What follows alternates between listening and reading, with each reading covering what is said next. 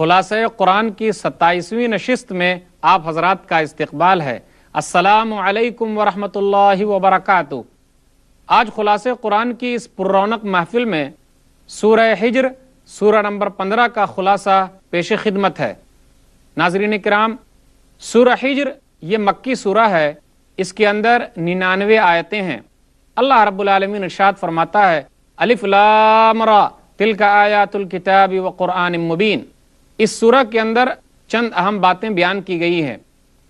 ڈرایا گیا ہے، زجر و توبیخ کی گئی ہے کہ فرشتوں کو جو اترنے کا مطالبہ کیا جا رہا ہے تو فرشتے روح قبض کرنے کے لیے اترتے ہیں یا پھر قوموں کو ہلاک کرنے کے لیے اترتے ہیں۔ آدم اور ابلیس کا قصہ ہے۔ نبی کو اس سورہ کے آخر میں کچھ اسلامی آداب بتائے گئے ہیں کہ آپ صبر سے کام لیجئے، درگزر کیجئے۔ تذکرہ ہو رہا ہے الف لام را تلک آیات الکتاب وقرآن مبین۔ الف لام را، اس کا معنی اللہ کو معلوم، واضح قرآن اور کتاب کی نشانیاں ہیں۔ ربما یود الذین کفروا لو کانوا مسلمین ذرہم یأکلوا ویتمتعوا ویلہہم الامل فسوف یعلمون۔ افسوس کریں گے وہ لوگ کہ کاش کہ ہم مسلمان ہوتے۔ وہاں جب روح قبض کی جا رہی ہے اس وقت سے کافر لوگ جو مسلمان نہیں ہیں، جہنم کا منظر انہیں دکھایا جاتا ہے، فرشتے اسے جہنم کا منظر دکھاتے ہیں تو وہ افسوس کرنے لگتے ہیں کاش کہ ہم مسلمان ہو جاتے۔ لیکن اس وقت افسوس کرنے سے کچھ بھی فائدہ نہ ہوگا، یا پھر قیامت کے دن وہ افسوس کریں گے کاش کہ مسلمان ہوتے تاکہ انہیں جنت میں داخل کیا جائے۔ یا اسی طرح جب مسلمانوں کو، ان مسلمانوں کو جن کو اللہ عذاب دینا چاہے گا، عذاب دے کر جہنم سے نکال لے گا، اب تو جہنم میں صرف کافر لوگ ہی موجود رہیں گے جو اسلام قبول نہیں کیے ہیں، جو مسلمان نہیں ہوئے ہیں، تو وہ لوگ افسوس کریں گے کاش کہ ہم مسلمان ہوتے تو ہمیں بھی نکال لیا جاتا اور ہمیں بھی جنت میں داخل کر دیا جاتا۔ اللہ رب العالمین نبی صلی اللہ علیہ وسلم کو تسلی دے رہا ہے ذرہم یأکلوا ویتمتعوا ویلہہم الامل فسوف یعلمون۔ آپ انہیں کھاتا پیتا، عیش کرتا اور جھوٹی امیدوں میں مشغول چھوڑ دیجئے، ان قریب وہ جان لیں گے۔ آگے تذکرہ ہو رہا ہے کفار مکہ بار بار کہتے تھے کہ آپ فرشتے کو اتاریے۔ وقالوا یا ایھا الذی نزل علیہ الذکر انک لمجنون لو ما تاتینا بالملائکۃ ان کنت من الصادقین ما ننزل الملائکۃ الا بالحق وما كانوا اذا منذرین۔ اے جادوگر، نبی صلی اللہ علیہ وسلم کو جادوگر کہتے کہ آپ اتاریے فرشتے کو۔ کہا جا رہا ہے کہ فرشتے یوں ہی نہیں اترتے، کس لیے اترتے ہیں؟ تاکہ روح قبض کر لیں یا قوموں کو ہلاک کر دے۔ ما ننزل الملائکۃ الا بالحق وما كانوا اذا منذرین، کہ جب فرشتے اتر آتے ہیں تو قوموں کو مہلت نہیں دی جاتی، پھر اللہ تعالیٰ انہیں تباہ و برباد کر دیتا ہے۔ نبی کو آگے پھر تسلی دی جا رہی ہے وما یاتیہم من رسول الا كانوا بہ یستہزئون، کہ جتنے بھی رسول گزرے ہیں ان کا مذاق اڑایا گیا ہے، تو آپ صبر سے کام لیجئے۔ ان کی حالت تو ایسی ہے وَلَوْ فَتَحْنَا عَلَيْهِمْ بَابًا مِّنَ السَّمَاءِ فَظَلُّوا فِيهِ يَعْرُجُونَ لَقَالُوا إِنَّمَا سُكِّرَتْ أَبْصَارُنَا بَلْ نَحْنُ قَوْمٌ مَسْحُورُونَ۔ سورہ حجر سورہ نمبر 15 آیت نمبر 14 اور 15 میں ہے اگر ہم آسمانوں کی طرف دروازے کھول دیں، یہ لوگ وہاں چڑھ جائیں تو یہ پھر بھی یہی کہیں گے کہ ہماری آنکھوں کو مسحور کر دیا گیا، ہم پر جادو کر دیا گیا ہے۔ اللہ تعالیٰ بیان فرماتا ہے کہ ہم نے آسمان و زمین کو پیدا کیا، آسمانوں کو برجوں والا بنایا، ستاروں سے مزین کیا۔ ستارے ایسے ہیں الا من استرق السما فاتبعه شهاب مبین، کہ چند ستارے ایسے ہیں جو شہاب ثاقب کہلاتے ہیں، وہ شیطانوں کو مارنے کا آلہ بھی ہے۔ شیطان اوپر چڑھتے ہیں۔ صحیح بخاری کتاب التفسیر کتاب نمبر 65 سورہ نمبر 15 کی تفسیر میں آیا ہے شیطان اوپر جاتے ہیں تاکہ اللہ کے فیصلے کو سنیں، تو شہاب ثاقب ان کو جلا دیتے ہیں، یا کچھ شیطان چھوٹ جاتے ہیں اور کچھ شیطان اللہ کے کلام کو، اللہ کی باتوں کو سن لیتے ہیں۔ جب اللہ تعالیٰ کسی چیز کو نازل فرماتا ہے تو فرشتے اللہ کے خوف سے پر بچھا دیتے ہیں، بات کو سنتے ہیں۔ جب اللہ کی بات مکمل ہو جاتی ہے تو فرشتے ایک دوسرے سے پوچھتے ہیں بھلا بتاؤ رب نے کیا نازل فرمایا، رب نے کیا اتارا؟ تو فرشتے کہتے ہیں کہ اللہ نے سچ کہا ہے۔ اس میں سے کچھ شیطان نے جو چیزیں اچک لی کچھ چیزیں لے لی، کیونکہ شیطان ایک کے اوپر ایک زمین تک رہتے ہیں، ایک سچ میں 100 جھوٹ ملا کر یہ لوگ کاہنوں اور جادوگروں کے پاس وہ باتیں پیش کرتے ہیں جس کے ذریعے جادوگر بہت ساری چیزیں دکھاتا ہے، بہت غلط چیزیں بیان کرتا ہے۔ آگے بیان کیا جا رہا ہے، ہم ہی نے آسمان سے بارش نازل فرمایا ہے، ہم ہی تم کو پلا رہے ہیں، تم پانی کو جمع کر کے رکھنے والے نہیں۔ نہروں میں، نالوں میں، چشموں میں پانی کو ہم جمع کرتے ہیں۔ اللہ تعالیٰ کہتا ہے اگر ہم چاہیں تو پانی کو نیچے لے جائیں، کون ہے جو پانی کو اوپر لائے گا؟ کوئی بھی نہیں۔ وَإِنَّا لَنَحْنُ نُحْيِي وَنُمِيتُ وَنَحْنُ الْوَارِثُونَ وَلَقَدْ عَلِمْنَا الْمُسْتَقْدِمِينَ مِنْكُمْ وَلَقَدْ عَلِمْنَا الْمُسْتَأْخِرِينَ۔ اسی طرح ہم زندہ کرتے ہیں جو لوگ مردہ ہو گئے، اسی طرح ہم موت بھی دیتے ہیں، ہم اگلے پچھلے سب کو جمع کر لیں گے۔ آگے تذکرہ ہو رہا ہے وَلَقَدْ خَلَقْنَا الْإِنسَانَ مِنْ صَلْصَالٍ مِنْ حَمَإٍ مَسْنُونٍ وَالْجَانَّ خَلَقْنَاهُ مِنْ قَبْلُ مِنْ نَارِ السَّمُومِ، کہ ہم نے انسان کو بدبودار کالی کھنکھناتی مٹی سے پیدا کیا ہے اور جنات کو آگ کے شعلے سے پیدا کیا ہے۔ ایک حدیث ہے، اللہ کے رسول صلی اللہ علیہ وسلم نے ارشاد فرمایا، صحیح مسلم کتاب الزہد کتاب نمبر 53 باب نمبر 11 باب فی احادیث متفرقہ، حدیث نمبر 2996، خلقت الملائکۃ من نور وخلق الجان من نار وخلق آدم مما وصف لکم۔ فرشتے نور سے پیدا کیے گئے، روشنی سے، اور جنات شعلے لپکتی ہوئی آگ سے پیدا کیے گئے، اور آدم یعنی انسان مٹی سے پیدا کیے گئے۔ وَخُلِقَ آدَمَ مِمَّا وَصَفَ لَكُمْ، جو صفت بیان کی گئی ہے مٹی سے، کالی بدبودار کھنکھناتی مٹی سے انسانوں کو اللہ تعالیٰ نے پیدا کیا ہے، یعنی آدم علیہ الصلوۃ والسلام کو پیدا کیا جس سے ان کی ذریت اس طریقے سے ہوتی ہوئی آ رہی ہے۔ جو مٹی خشک ہو، سوکھی ہوئی ہو، اسے تراب کہتے ہیں، اور جو مٹی گیلی ہو اسے طین کہتے ہیں۔ جو مٹی بدبودار ہو، گوندھی ہوئی ہو، اسے حمائم مسنون کہتے ہیں، اور جو مٹی گوندھ کر کھنکھنانے لگے، سوکھ جائے، اسے صلصال کہتے ہیں، اور جس مٹی کو آگ میں پکا لیا جائے اسے فخار کہتے ہیں، ٹھیکرا۔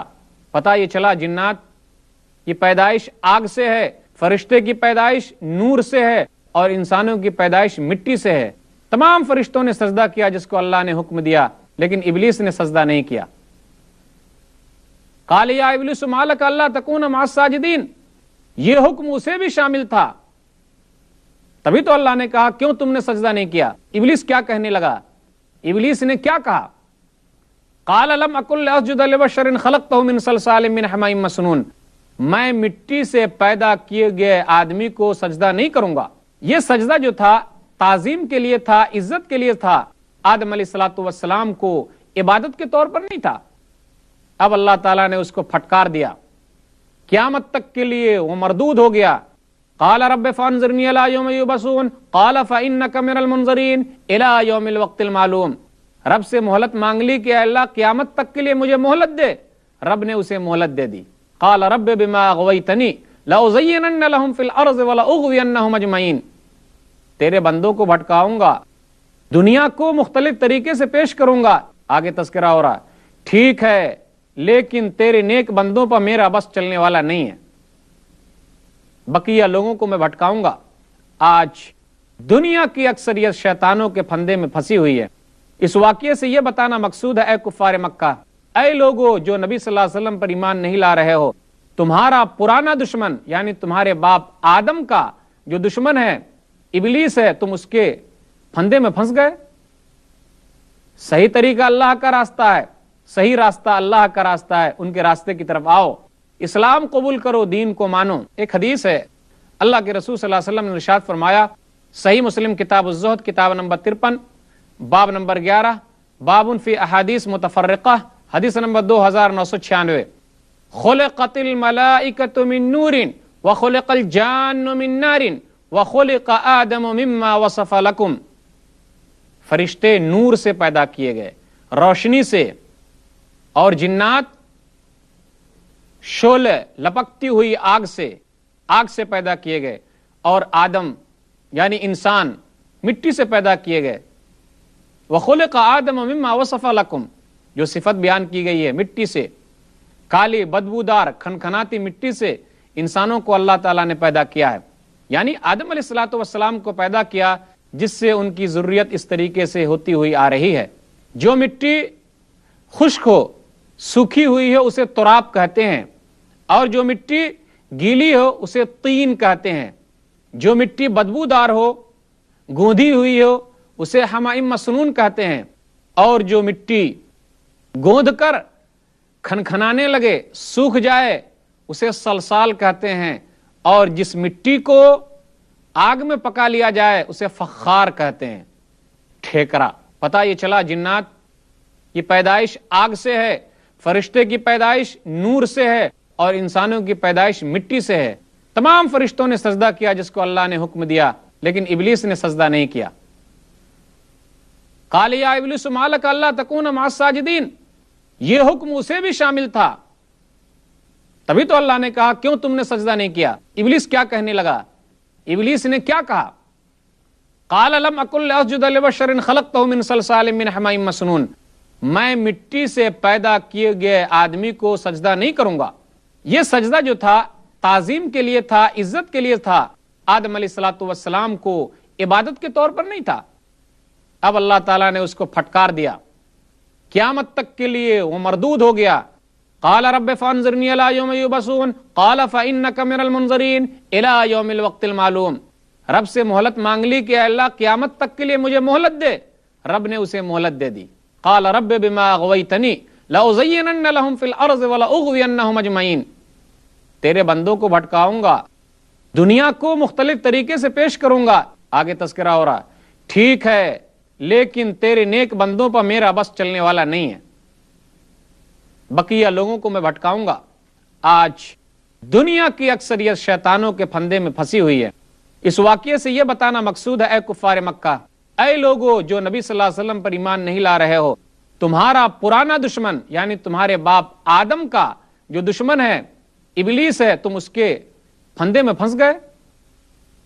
صحیح طریقہ اللہ کا راستہ ہے، صحیح راستہ اللہ کا راستہ ہے، ان کے راستے کی طرف آؤ، اسلام قبول کرو، دین کو مانو۔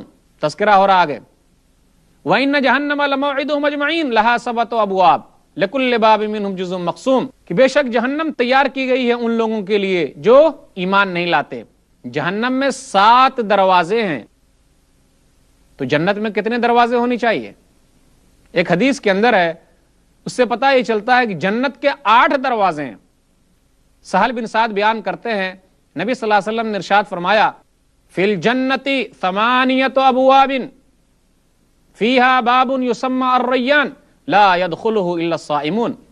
صحیح بخاری کتاب بدء الخلق کتاب نمبر 59 باب نمبر 9 باب صفت الجنہ وانہا مخلوقہ، حدیث نمبر 3257، کہ بے شک جنت کے اندر 8 دروازے ہیں، اس میں سے ایک دروازہ ریان ہے، ایک دروازے کا نام ریان ہے، جس میں سے صرف روزہ دار ہی داخل ہوں گے۔ خوش ہونا چاہیے روزہ داروں کو کہ اللہ تعالیٰ نے ان کے لیے ایک اسپیشل دروازہ بنا رکھا ہے۔ جنت میں جانے کے لیے ایک الگ دروازہ ہے جس کا نام ریان ہے۔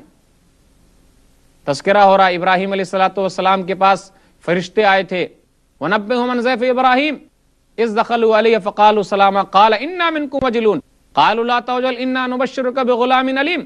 ابراہیم علیہ الصلوۃ والسلام کے بعد جو فرشتے آئے، ان کو خوشخبری دینے کے لیے آئے کہ آپ کو بچہ پیدا ہونے والا ہے، اللہ تعالیٰ آپ کو اولاد سے نوازے گا، اللہ تعالیٰ آپ کو اولاد دے گا۔ تو کیا اے کفار مکہ، اے لوگو بھلا بتاؤ، تم نبی کو ماننے والے نہیں ہو تو کیا تمہارے پاس ابراہیم کے فرشتے آئیں گے خوشخبری دینے کے لیے؟ نہیں، بلکہ فرشتے آئیں گے تو وہ جو لوط علیہ الصلوۃ والسلام کے پاس آئے تھے برباد کرنے کے لیے۔ ابراہیم علیہ الصلوۃ والسلام نے پوچھ لیا، قال فما خطبکم ایھا المرسلون قالوا انا ارسلنا الی قوم مجرمین، اے فرشتوں کہاں جا رہے ہو؟ کہا مجرم قوم کی طرف جا رہے ہیں، یعنی لوط علیہ الصلوۃ والسلام کی قوم کی طرف۔ ہم آپ کے پاس حق بات لے کر آئے ہیں۔ فرشتوں نے کہا حق بات کیا؟ عذاب لے کر آئے ہیں۔ لوط علیہ الصلوۃ والسلام کی قوم دنیا کی وہ واحد قوم ہے جس نے سب سے پہلے اس برائی کو ایجاد کیا کہ مرد سے اپنی خواہش پوری کرے، تو اللہ تعالیٰ نے اس قوم کو برباد کر دیا۔ کیا حالت ہے.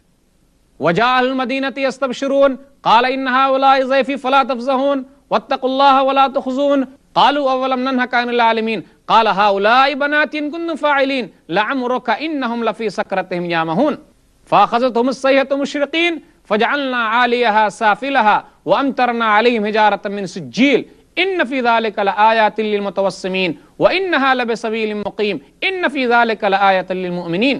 شہر والوں نے دیکھا کہ لوط علیہ الصلوۃ والسلام کے پاس مہمان کی شکل میں لوگ آئے ہوئے ہیں، خوبصورت نوجوان کی شکل میں فرشتے آئے تھے، آ گئے، خوش ہو کر آ گئے.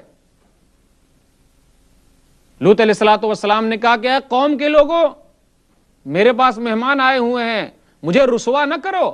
لوط علیہ الصلوۃ والسلام کے پاس غیب کا علم نہیں تھا، اسی لیے کہا کہ وہ مہمان ہیں. انہیں کیا معلوم کہ وہ کیسے مہمان ہیں، وہ تو فرشتے تھے، عذاب دینے کے لیے آئے تھے. یہ میری بیٹیاں ہیں، تم ان سے نکاح کر لو. یعنی قوم کی لڑکیوں کو انہوں نے بیٹیاں کہا. عورتوں سے اپنی خواہش پوری کرو، مردوں سے کیوں پوری کرتے ہو؟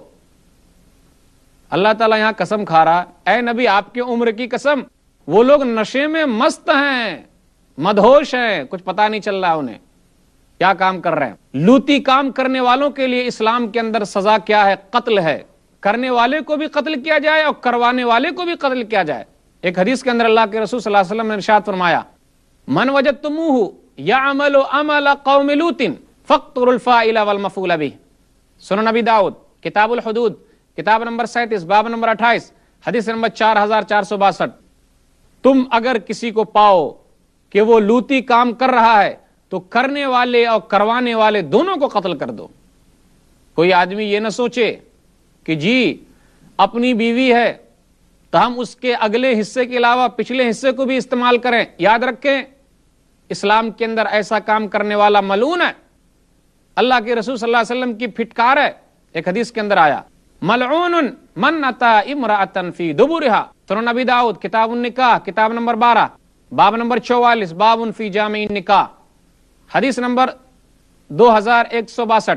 وہ آدمی ملعون ہے جو کوئی اپنی عورت کا پچھلا حصہ استعمال کرتا ہے. اللہ تعالیٰ نے اگلا حصہ بنایا ہے کھیتی کے لیے، وہاں سے کھیتی اگے گی، بچے پیدا ہوں گے. جو آدمی پچھلا حصہ استعمال کرتا ہے اس پر اللہ کے رسول صلی اللہ علیہ وسلم کی لعنت ہے اور پھٹکار ہے. اگر اس قوم کو اللہ نے برباد کر دیا ہے، لوط علیہ الصلوۃ والسلام کی قوم کو، بستی کو نیچے سے فرشتوں نے اٹھایا اوپر لے گئے اور وہاں سے پلٹ دیا، پتھر کی بارش ہوئی، تو کیا اگر وہ برائی اس قوم کے اندر پائی جائے گی تو کیا وہ اچھائی ہو جائے گی؟ جی نہیں، برائی برائی ہی رہے گی. جس طریقے سے وہ برائی وہاں برائی تھی وہی برائی یہاں بھی برائی رہے گی. یہ الگ بات ہے کہ اللہ تعالیٰ نے نبی صلی اللہ علیہ وسلم کی ایک دعا کو قبول کر لیا ہے کہ ہم آپ کی پوری امت کو ایک ساتھ برباد نہیں کریں گے. اس لیے وہ لوگ دھوکے میں نہ رہیں کہ ہم یہ کام کر رہے ہیں، ہمیں کہاں برباد کیا جا رہا ہے. مہلت دی جا رہی ہے، اللہ مہلت دے رہا ہے. وہ کام وہاں غلط ہے، اگر کوئی یہاں کرے گا وہ بھی غلط. اس لیے اللہ نے کہا کہ عقل مند کے لیے اس میں نشانیاں ہیں، اور آگے یہ بھی کہا مومنوں کے لیے بھی نشانیاں ہیں. تذکرہ ہو رہا ہے شعیب علیہ الصلوۃ والسلام کی قوم کا. مدین میں رہتے تھے، ظالم لوگ تھے. کیسے ظالم تھے؟ ناپ تول میں کمی کرتے تھے، ایک اللہ کی عبادت نہیں کرتے تھے، دوسروں سے لیتے تو زیادہ لے لیتے اور جب دوسروں کو دینا ہوتا تو کم دیتے. اگر وہ برائی اس قوم کے اندر پائی جائے گی تو وہ برائی رہے گی، اچھائی نہیں ہو جائے گی. اللہ نے برباد کر دیا. چیخ آئی، بادل کا سایہ ہوا، زلزلے آئے، اللہ نے تباہ و برباد کر دیا. سدوم کا علاقہ، مدین کا علاقہ لوگوں کے راستوں پر پڑتا ہے، وہاں جائے دیکھے کہ اللہ نے کیسے ان قوموں کو برباد کیا. وَلَقَدْ كَذَّبَ أَصْحَابُ الْحِجْرِ الْمُرْسَلِينَ وَآتَيْنَاهُمْ آيَاتِنَا فَكَانُوا عَنْهَا مُعْرِضِينَ وَكَانُوا يَنْحِتُونَ مِنَ الْجِبَالِ بُيُوتًا آمِنِينَ. صالح علیہ الصلوۃ والسلام کی قوم کا واقعہ ہے، سمود کا، کہ ان لوگوں نے رسولوں کو جھٹلایا. گویا کہ ایک رسول کو جھٹلانا تمام رسول کا جھٹلانا ہے، کیونکہ تمام رسول کی دعوت ایک ہے کہ ایک اللہ کو مانا جائے، نبی کی اطاعت کی جائے. ان کو اللہ نے ہنر دیا تھا، پورے پہاڑ کو ہتھوڑی اور چھینی لے کر پورے پہاڑ کو گھر بنا لیتے تھے، لیکن گھمنڈ کیا، اللہ کو نہیں مانا، اللہ نے برباد کر دیا. نبی کو تسلی دی جا رہی ہے وَلَقَدْ آتَيْنَاكَ سَبْعًا مِنَ الْمَثَانِي وَالْقُرْآنِ الْعَظِيمِ. ہم نے آپ کو سبع مثانی دیا ہے، 7 بار بار دہرائی جانے والی آیتیں دی ہے، قرآن کریم دیا ہے۔ اس کی تفصیل دوسری نشست میں سورہ فاتحہ کے اندر گزر چکی ہے کہ 7 بار بار دہرائی جانے والی، تمام نمازوں میں پڑھی جانے والی کون سی سورہ ہے؟ سورہ فاتحہ۔ نبی کو کہا جا رہا لا تمدن عینیک الی ما متعنا بازواج منہم ولا تحزن علیہم واخفض جناحک للمؤمنین، آپ اپنی نظروں کو ان کے مالوں کی طرف مت لے جائیے۔ ہم نے ان کو مال دے رکھا ہے، کن کو؟ کافروں کو، جو اللہ کا انکار کرتے ہیں ان کو۔